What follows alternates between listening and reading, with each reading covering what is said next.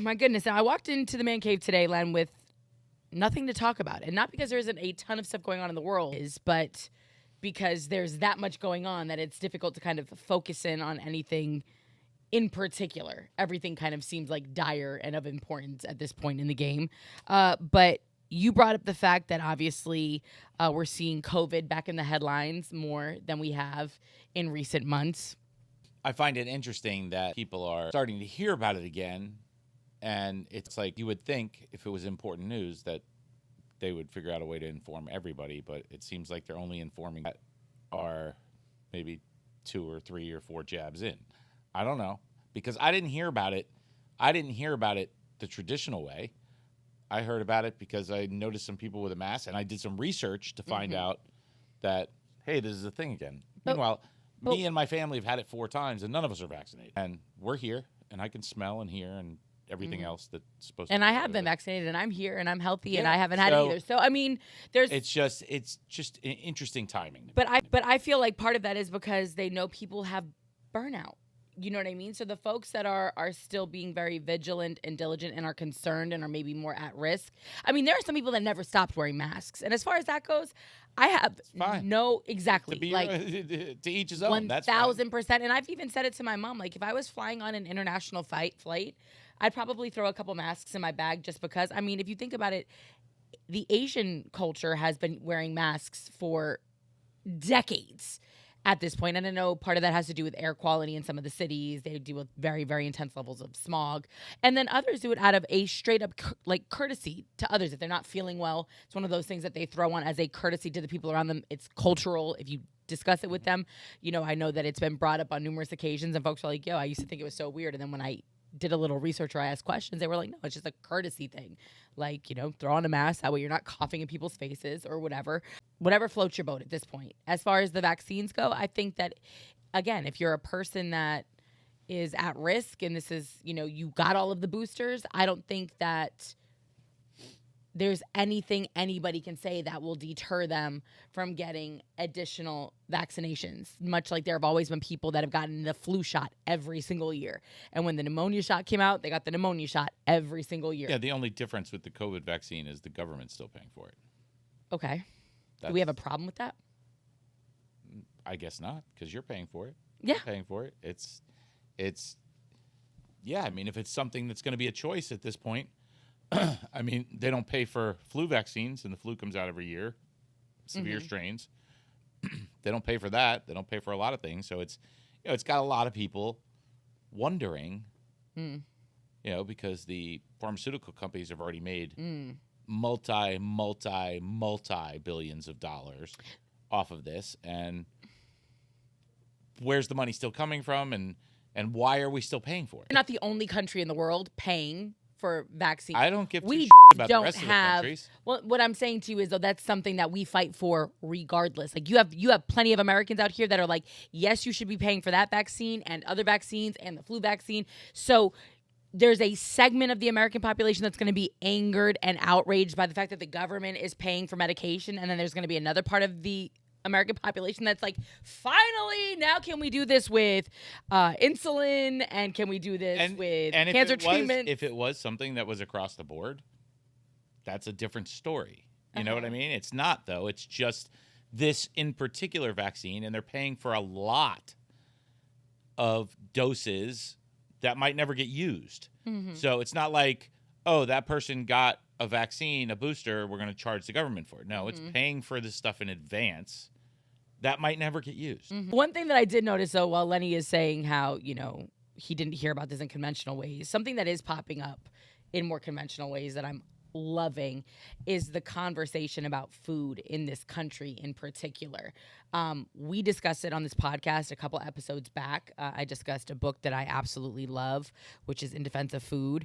And just kind of understanding how we've gotten to the place that we've gotten as far as pesticides and hormones and organic and diet fads and trends, and that, every time a new trend comes out, it generates billions of dollars for the food industry across the board. Like, so when we come up with keto, when we come up with Atkins, when we come up with the Mediterranean diet, like literally the industry and all of its kind of, tributaries mass produce products that fit whatever narrative we're spinning at the moment.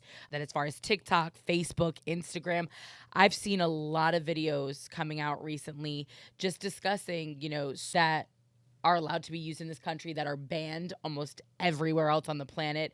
I don't know if you've seen it, but a lot of people talking about how you can go to Europe and eat like a piggy, you know what I mean? Pasta and pizza and everything. And not only do you not gain weight, you feel healthier, you feel better. Somebody made a joke the other day, like, I smoked a pack of cigarettes, I drank a bottle of wine, I ate nothing but fettuccine, Alfredo. It's And still got vitamins in it. well, I mean, the food is fresh, it's seasonal, most of it is locally sourced. They eat very different. But again, it goes back to the things that they're not allowed to put in their food to begin with. Before COVID hit, I remember doing a reel for Instagram, sitting in my studio, and I was like, listen, people, relax. Because everybody was like, I worked with a girl at the time who was, what is that? Like a nervous Nelly, right? She was 0 to 100. Like her now husband literally would share a bed, would wear a mask, and had a face shield on, and would go to sleep like that every single night. And we would FaceTime them just so that we could see them. Do you know what I mean? Like they were and so before COVID was like really here, she was talking about it, and I was like, will you relax, my God? Like, first of all, you're healthy, you Peloton every day, you run, you eat well, like stop tripping. So I had done a reel kind of just talking about, you can't boost your immune system overnight, guys. Like, this is a bigger conversation that we need to be focused on, not just when there's a looming situation. It's something that we should be really discussing much more openly and much more frequently. And unfortunately, we had to lose 1 million Americans and, millions of people around the world. But it seems like that conversation is finally starting to get the attention that it deserved. The food quality's been going down for decades. Yeah, 50 years. Decades. 50 years. Well, since the great chemical revolution. Getting away from fresh foods. The pharmaceutical industry's been going up for 75, 100 years. And it just seems like they work together. And now, along with that is the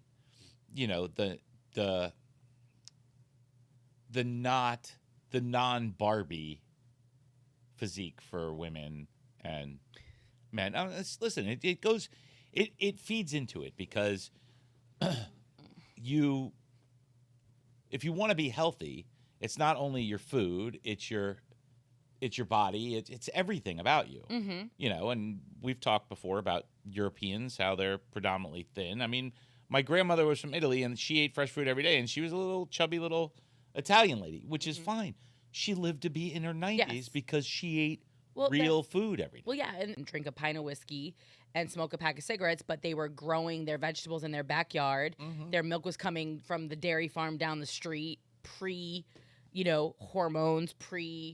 GMO, all of these things that were being pumped into the animals where we get, sustenance from. And it's something they've taught us since we're little and for generations. You are what you eat. Yeah. Right? Well, they don't teach that anymore, really. When we were kids, But you have kids, and you teach it to your kids, and you teach it to your kids' kids. And we talked about the fact that we have food deserts, like, just here in South Florida, if you're east of 95, if you're along the Biscayne corridor, Federal Highway, whatever, you run into a grocery store every mile, for God's sakes, whether it's a Trader Joe's, a Publix, a Winn-Dixie, a Fresh Market, a Whole Foods, a Plum, or whatever. You go west of 95, and I'm not talking about in the more affluent areas, but in some of the more disenfranchised or lower income neighborhoods, it's bodegas, it's corner stores, it's fast food joints, and then maybe the fast food industry is really, I think, damaged the health of this country.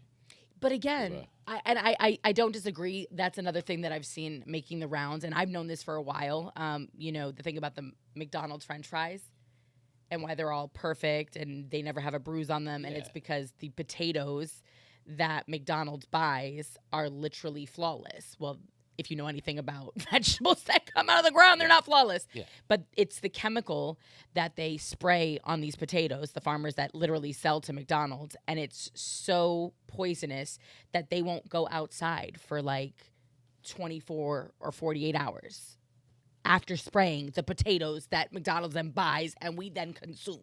Yeah. You know what I mean? And it's like, somebody's letting them get away with this though? And when did that become a thing? I don't mind if my French fries have brown spots on them. Well, you know, Like, that's crazy. That all goes back to that crazy conspiracy theory that the government is allowing this to happen.